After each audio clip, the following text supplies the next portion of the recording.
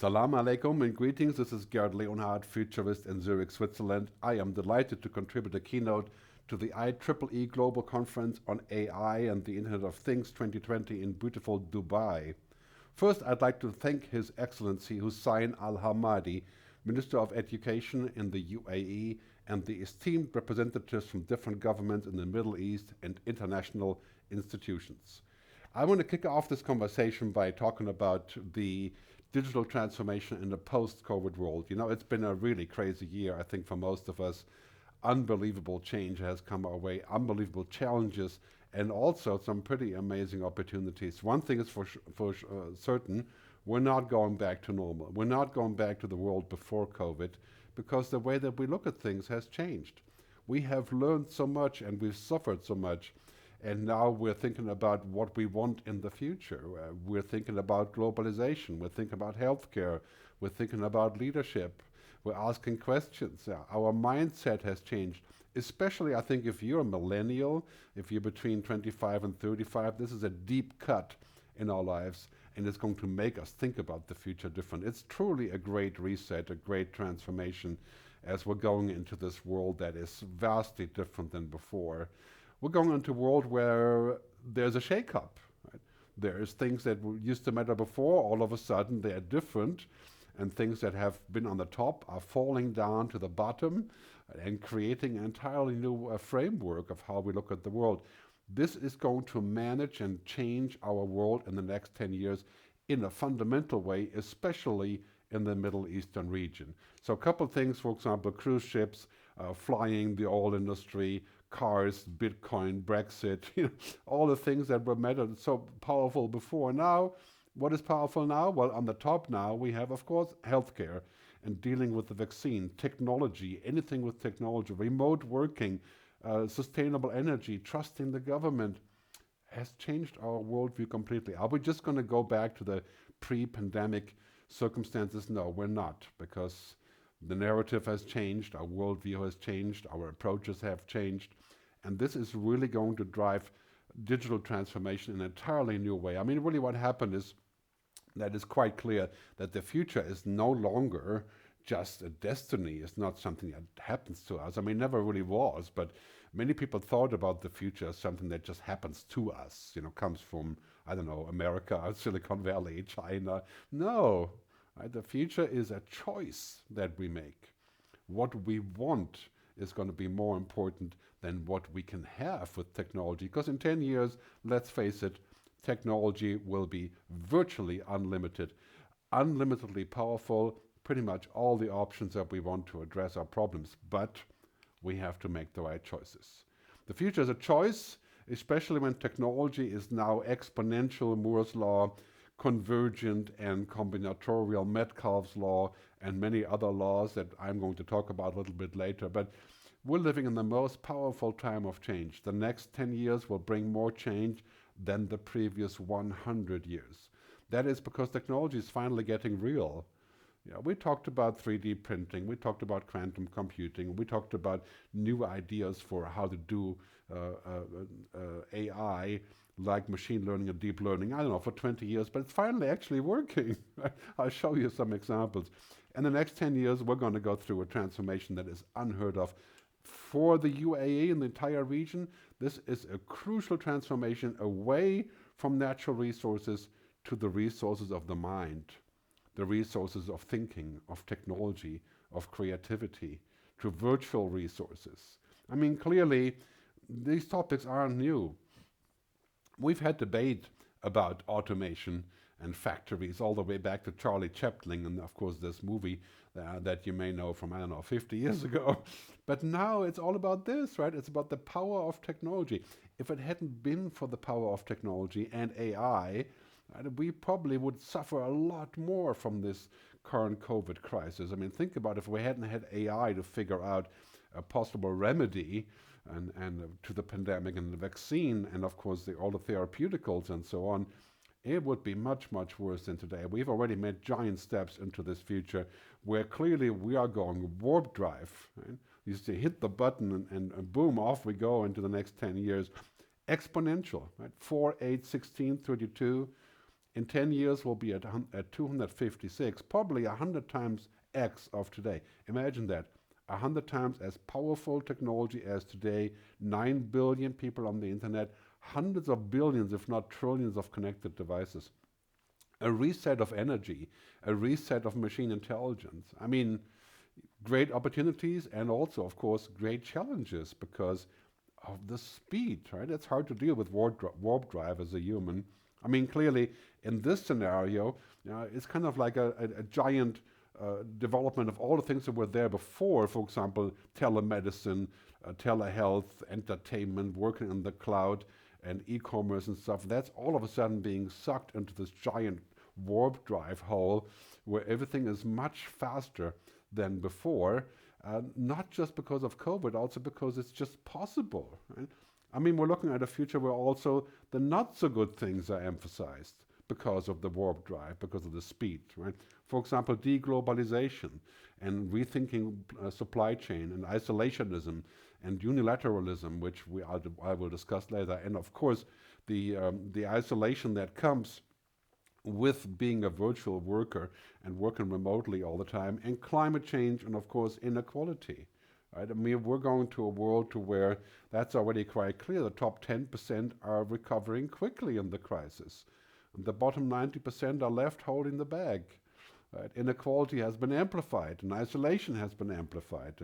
And of course, climate change, I'll talk about that in a second. But yeah, those are things that we have to tackle as well. We can't just take the advantage of great technology and not deal with the social and cultural issues. Remember this, technology will not solve political, social, and cultural and human issues. It'll probably make them worse. Look at social media and what happened in social media. We have to address this on a broader scale. If we want an amazing world to live in, we have to think beyond the practical aspects and the economic aspects and not just put profit and growth first. We have moved into a world that clearly is egged on by COVID in so many ways. I call this the 5 bigs, right? So we essentially have big tech, right? We have big media, which everybody's using now. We have big state. Huge debate about this, but the state is now running the show in so many ways, right? Big health, clearly that goes without saying, and of course, big green, which I'll emphasize here, but basically big blue, right? That is technology absolutely everywhere, and this is where all the money is going. This is where all the growth is, and fortunately for us, the convergence of technology and biology, of healthcare, exponential, convergent, combinatorial. In 10 years, we probably won't be taking pills for cholesterol, or maybe not even for diabetes. You know, maybe we're even going to be able to prevent cancer in 20 years. I mean, amazing stuff that's happening with CRISPR-Cas9 and technology and all those things. And of course, climate change is now finally on the agenda in a big way, because we're saying, you know, if we have emergencies, we have to act quicker. We learned that from COVID. And climate change is a much bigger emergency than COVID could ever be, which I'll talk about a little bit later. But huge opportunities also for new markets. I mean, climate change and dealing with new renewable energy, and of course the entire switch to renewable society, that isn't just a challenge, it's also a business plan. Think about that for a second, right? So big tech, big media, big state, big health, big green. That is the opportunity in the next year and the next couple of years. And clearly that's going to take over pretty much anything else that was there before. So huge decade of change that's coming our way the next 10 years, right? More change than the previous 100 years, driven by what I call the game changers. Okay. And of course, I'm sure you're pretty aware of the game changers, but just to kind of recap a little bit, I mean, clearly it's all about data. Data is the new oil. Talked about that many times before. Everything is in the cloud. Cloud computing is now the standard. Everything is connected, the Internet of Things. Everything is computable. Quantum computing is coming. Supercomputing is coming. In 10 years, this computer I'm using here right now will probably have 1,000,000 times the power that it has now. And it may not actually be on my desk, it may be in the cloud. And of course, natural language processing, speaking to machines, just mind-boggling the progress that we've made there. Also recognizing images. Intelligent machines, not intelligent like humans, not human agency, not human consciousness, no, but pretty smart machines. Computers are no longer stupid. The blockchain, clearly a very big deal for pretty much anything about transactions, not so much for money in my view. 3D printing, finally getting real, and of course virtual reality, and down here human genome editing. Whoop, I gotta get it out of the way. Human genome editing, which I described before, but these all coming at the same time. They're coming together. They're creating a giant push forward in every possible way. I mean, consider yourself lucky. 10 years ago, we had most of these trends already, but they weren't coming together, and now they are. Again, in 10 years, we're going to be in an entirely different place. That's both very exciting, but potentially also nerve-wracking, right? Because who's in charge? Who's in control as science fiction is becoming science fact? Just to give you some examples about the science fiction, science fact part, right? For example, controlling machines with your voice, speaking to the computer, being able to use voice recognition for customer service, intelligent assistants. That's all coming. It's all in the wings. All we have to understand is how to use it with humans rather than against humans. 3D printing. We can already 3D print earlobes, kneecaps, tooth implants, engine parts. That is going to be a huge change in the global supply chain. Also, of course, in global trade. I think we'll trade other things instead. So I won't make much of a dent there, but it will be a huge shift in terms of how we do it.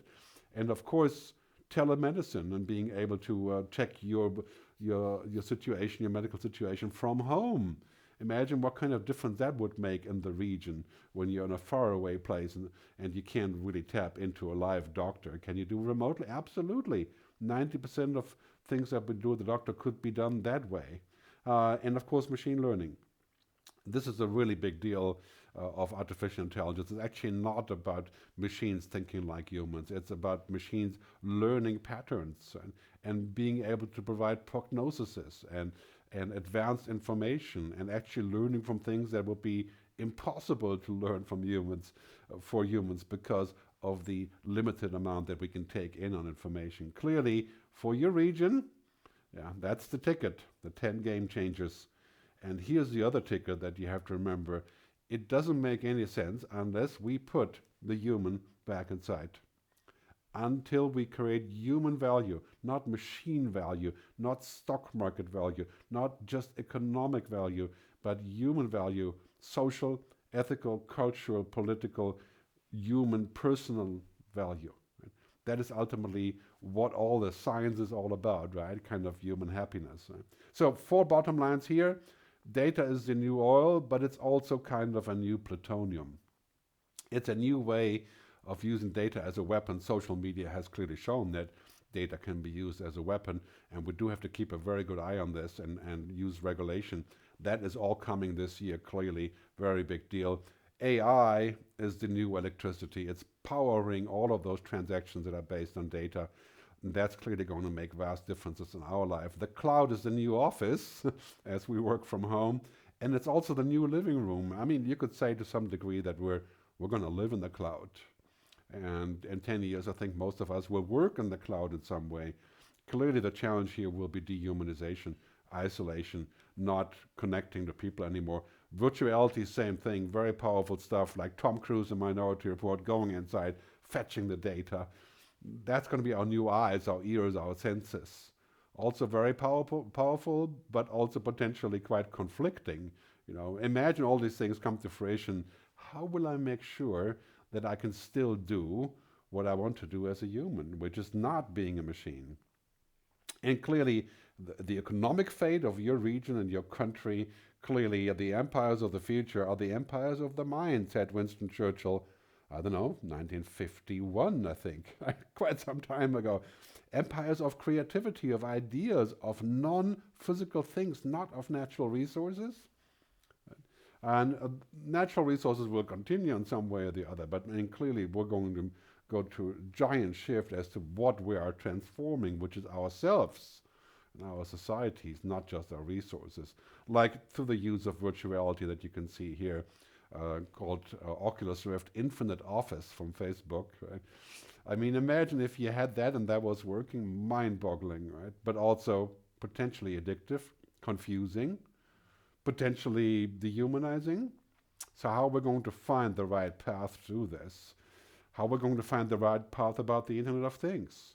It could be heaven or it could be hell. I mean, imagine the data wasn't private. Imagine everything was trackable, including your thoughts, right? And never mind your actions. And we are essentially inventing a new meta-intelligence. That's what we're doing when we use data and cloud and the Internet of Things and artificial intelligence, so-called. I would rather call this intelligent assistance, IA, for now. But yeah, we're inventing something extremely powerful. And so the question is, in the end, who is mission control for this? Who can we trust? Do we need a global trust network? Absolutely. A digital identity provider? Absolutely. Can it be one country or one company? No. This is a global issue. If we have to solve it together, clearly that's going to be a very big deal about figuring out how to make this positive for the most part and to deal with the negative consequences.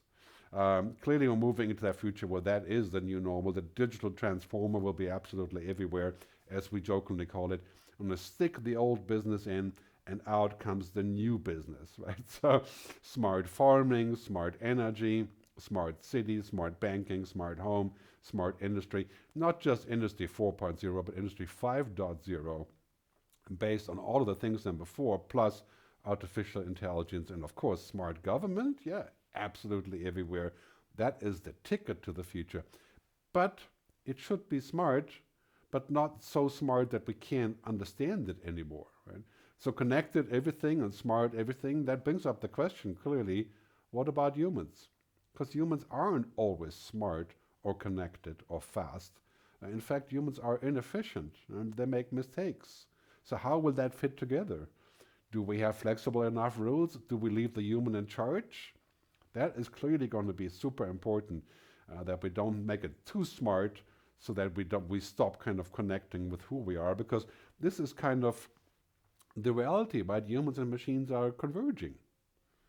And not converging, hopefully, in the physical sense, but yeah, many things are interfacing between humans and machines, and that is going to be absolutely where we're going. Tim Cook, the CEO of Apple, said something very important 2 years ago at the European Commission event where I was attending. He said, technology can do great things, but it does not want to do great things. It doesn't want anything. And I so agree with this. If we want technology to do the right thing and to deliver human value, we have to make it do that. And we have to make choices. We have to make rules. We have to make recommendations. We have to make social contracts. Because technology doesn't understand values or the things that we really want. It understands command lines, zeros and ones. Yes, it can learn, but not like us. It's a narrow learning machine, but extremely long. Right? And general intelligence is not really part of this. Take 5G. 5G is going to be absolutely a revolution in communicating. No latency, instant access. Think about telemedicine. Think about anything that can be done with a hologram or augmented reality. And that is not far away. Rollout in your region, I don't know, 5 years. It's already happening. That's going to fundamentally change your life. But here's the thing. When we think about all the connectivity and data, analytics, and intelligence, here's the bottom line, riffing off Albert Einstein's saying, I think everything should be as connected, smart, automated, and efficient as necessary, but not more. When things are too efficient and too much machine-based and too much controlled by machines, we're going to lose what makes us human. Our freedom, our liberty, our free will, that is a balance you have to strike. That is a serious task, because we want the benefit but not the disadvantage. And everything should be as connected as possible, but not more. So, as we're moving into the future, most of technology is clearly a present to us. It can lead to amazing things, but when we use it too much, then it's like anything we use too much, whether it's coffee or cigarettes or food. Right? So too much of a good thing can be a very bad thing. Technology can be used as a weapon and as a bomb. AI can be used to do great things, or it can be used to destroy. Just like a carpenter can use a hammer to build a house or kill somebody on the street. Right? So technology is morally neutral until we use it. And so this is why we need digital ethics. We need a framework what is good and what's not so good. And that has to be decided, of course, locally, regionally, but also internationally. What we do not want is an arms race of artificial intelligence. Countries trying to beat each other to superiority, like Russia's president has said a few years ago, that whoever dominates AI dominates the world. Well, that is probably not a very good idea to pursue this course in the future. I really think as we are going into the world that is completely connected and making entirely things possible, especially for our kids, and think about what they're going to do in the future, technology drives our society, but ethics will define it. We should let technology frame many things, business activities, and what we do as an economy, but it should not frame us as humans. We should frame technology. We should define what it should do. And not just because it can do it, but why? Right? That is the key question that we're going to ask, because technology has no ethics. It is a machine. Right? And even if it eventually gets much better at simulating us, which it will, right, we are going to need to define the framework. And that is so crucial about artificial intelligence and the Internet of Things, not just to rush into progress, but also to have precaution, to be proactive and precautionary. That is not going to be entirely easy. You know, a monkey has been able to control the computer with its brain. Just, yeah. As our good friend Elon Musk launches his new project called the Neuralink, connecting your brain to the computer, this question pops up left and right. Yeah? Is it going to be great? Well, if you're handicapped or you can't move and you can't communicate, yes. But building super people, superhumans, super soldiers, the Neuralink brain computing plans that he has put on the map, right? All you have to do is watch that on YouTube. It's quite scary, right? But clearly, as Marshall McLuhan once famously and wisely said, I think it was 1968, we shape our tools, and thereafter they shape us. Do we want to be shaped by this kind of technology? No. We should shape it. We should not transcend humanity, but we should transcend technology. That's the key to our future. So when we speak about ethics, we have to first define it, and that is an important part. Ethics is knowing the difference between what you have the power to do and the ability and the right, and what is the right thing to do. Clearly that speaks to Facebook again, right? They have the power and the right to do what they did and they are doing, but it is still unethical, right? It's not the right thing to do. So that question will be with us everywhere, especially in AI, as we talk about the power of machine learning and deep learning. Yeah, do we have the right to do? Can we do it? Yeah, increasingly so. Is it the right thing to do? And who's in charge? I mean, clearly we're moving into the future like this, where AI is going to be on this course running from assisted intelligence, IA, to automation, to augmented intelligence, and then ultimately to autonomous intelligence. I do not think that autonomous intelligence is a very good idea. In fact, I think that at that point is where we need the moratorium to think about how far do we go with this? Do we want a machine with an IQ of 1 trillion? Well, you know, IQ is a very relative thing. You know, there's a lot more involved than just computing, right? But clearly we may eventually face these issues that we already face today, but X 100,000, bias, manipulation, reductionism, you know, boiling us down to simple stuff that's not human, dehumanization, and of course last, the loss of human control. That is something that we need to take a look at while we develop the good tools that we have, right? As long as we're over here with intelligent assistance or automation, you know, we're still in a pretty safe place. But as we move up to autonomous intelligence, those questions will be ultimately crucial. Again, right now, mostly IA, but then proceeding down the road fairly quickly, I would say roughly 10 years to reach more of a general AI level beyond Google Maps and Slack automation and things like that that we have now. And going towards artificial general intelligence, this is where we're going to need a moratorium. That's where we're going to have to say, you know what, until here we go, and then it's just not going to be controllable.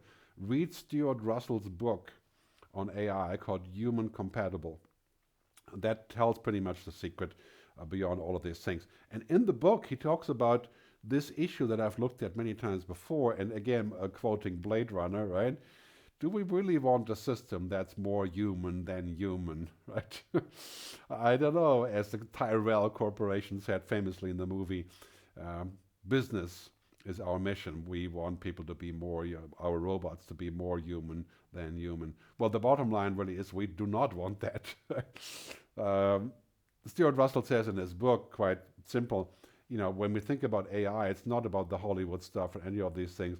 What we want from them is competence, not consciousness.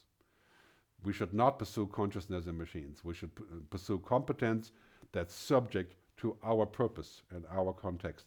That is the key of artificial intelligence. We're moving into a future where clearly we are at a fork in the road. Whatever we decide now, we can make changes, but basically, it's going to decide what we do now in the next 10 years. What you do now in your region is going to decide utopia, the positive part, hopefully, and the beautiful part of our future, the nirvana or oblivion. And that's all going to be decided in the next 10 years. We will have all the tools we need, but do we have the telos, as the ancient Greek used to say, the will, the purpose? Do we have the right idea? Do we have the right measurement? That is going to be our choice as we go in the future. And clearly we are facing 4 different waves here. And the first wave, of course, being COVID. And not going to talk much about that because it's not really a pleasurable point. But the recession coming from COVID will be over sooner than we think. But ultimately, the next big wave is climate change. And beyond that, of course, the singularity and AGI, artificial general intelligence. All these ways have good things, and they have not so good things. But clearly, business as usual is over. Right? It's dead or dying. If you think business as usual will continue and your business plan is safe, no. The future is not an extension of the present. The future is entirely rebooting all the time now, and it's arriving much quicker than you would have ever thought. I guarantee you that the effects of climate change will not take 20 years to arrive. They're going to take less than 10 years, and we're seeing them already now. Business as usual is dead. We have to reinvent. We have to rethink. We have to rethink how we use our economic logic and clearly go beyond the current crisis discussion, right? Because clearly climate change, as it is coming, and it's been already on the agenda before COVID, is just a test run, right? COVID is a test run for climate change. 1,000 eggs. And it's coming quicker than we thought. And it's a giant opportunity for us to reinvent how we do everything. It's a giant opportunity to think about the unthinkable becoming the new normal, like the carbon tax. We already have carbon taxes, right? But we also have $3.5 trillion worth of fossil fuel subsidy. That is not going to last. We're going to see a carbon tax pretty much on airplane rides. For example, you'll pay as much for the carbon tax as you pay for the ticket. And we're going to see a carbon tax on meat, on eating meat. And never mind, of course, using a regular car. That is becoming the new thing because of the COVID crisis, but also because of before. Think about the new normals. Don't go back to the old normal. It will destroy us. When we think about the new normal, we think about things like Europe. What has happened to Europe? Well, we're finally at the point where we are uniting. Right? The stimulus package, the green package, unheard of before. You can expect Europe to come together. That's going to have great impact on your region as well, because the United States of Europe will be much more powerful than it is today. Yes, it's not perfect, it's painful, but it will happen. We're going to see a pivoting America.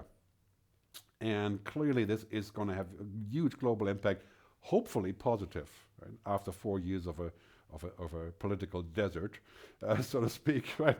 And of course, the end of oil. It's already the end of coal. It's cheaper to build a solar plant, a renewable energy plant in India and Brazil than it is to build a coal plant. And clearly we're moving towards the end of oil the next decade. That will have vast ramifications, of course, on your region and your country, but it is entirely manageable. Right? There's new revenue streams coming in from the green deals, the unthinkable, the new normal, a new way of looking at money as well. Our economic system is resetting. It's not just going to be about one thing, profit and growth. No, we have seen already the change before COVID, the shareholder economy, not the stockholder economy, and the sort of turn to what I call the quadruple bottom line, right? People, planet, purpose, and prosperity. Those four things. That's what's going to run our future. That's what's going to be most important. That is going to be the new paradigm of a stock market, like the long-term stock exchange. You want to define the future, start a stock exchange in Dubai that does this, right? That brings in companies who have the quadruple bottom line, who think further than just GDP, beyond GDP, which is quite clearly not a ticket, not suitable for the future. And our future is going to be about multilateralism, about globalization, about also regionalization, like in supply chain, but clearly about collaboration. It's not going to be about isolationism. It's going to be about solving the large issues together, using technology and using our wisdom, our policy, clearly, as we go into the future of water, food, energy being defined by what we do together. Right? This is where you guys can take a lead in the region. And the human impact of this will be gigantic, right? I mean, automation will have much more impact than globalization. And many people think that because of automation, because of all the tech, we're going to become useless. No, we're not. Right? Because we get to move up the food chain. Right?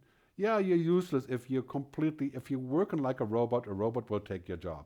That concerns quite a few people.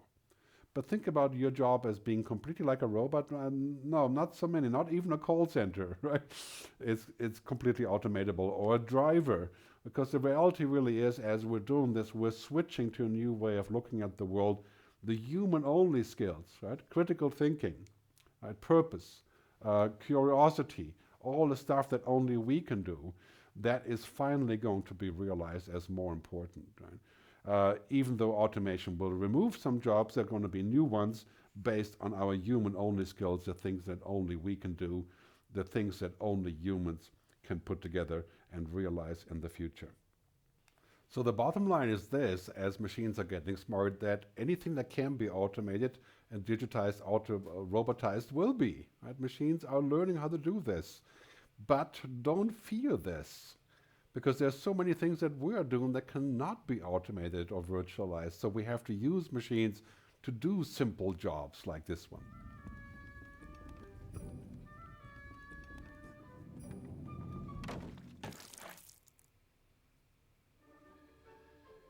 Pretty fancy iRobot, or it can do jobs like this one, like the Tesla car parking itself. Yeah, it seems trivial, and it is trivial, but it's truly amazing this is possible. Is that going to replace humans? No.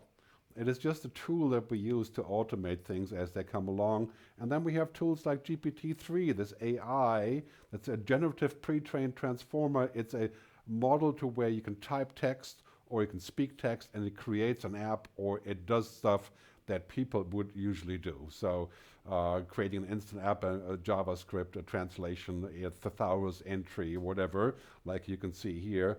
OpenAI launched this, I think, a couple of months ago. It's pretty mind-boggling stuff. So do we need programmers in the future? Yes, we need programmers, because this is just the beginning of what you can do with programming. It is not going to take us away from programming. It will take us away from the stupendous programming, you could say, the commodity work, right? The work that a machine can do. But there's so much more work to be done, right? It's smart in the sense of a machine, but it's not thinking, it's not existing, it's not conscious, it doesn't have human agency. Right? Anything that cannot be automated will become much more valuable. And this is where we have to invest. We have to invest equally in technology, then also equally in humanity, in both parts of what we do, especially for our kids and for education. When I talked about this a couple of months ago at another event in the region, we have to teach our kids also to be better humans, not just to be better scientists, to have consciousness and values and ethics, philosophy, art, design. That's what makes us human. That's much more valuable in the future. Because what's happening, clearly, machines are learning the routines everywhere. They're learning it in warehouses, they're learning it on the internet, they're learning it in e-commerce. But, as an example, Amazon, the key automator of the world, really, last year hired 150,000 people. This year, 250,000 people. And what kind of work are they doing? Well, it's work that the machines can't do, or work with the machines, hopefully not for the machines, right? So clearly, that also means our education has to change. We have an emphasis on STEM. especially in your region, which I think is good, but is that the future? India has 1 million engineers graduating every year. Are they all going to find work when machines get smart? Well, we're going to need a bit more than that, right? And I call this HECI in my book, Technology versus Humanity. Humanity, ethics, creativity, and imagination. That is going to be the underpinning in the future of jobs, to rehumanize our education. And of course, that's going to be equal with science and technology. Clearly, we have to have both. Right? So understanding humans is really important.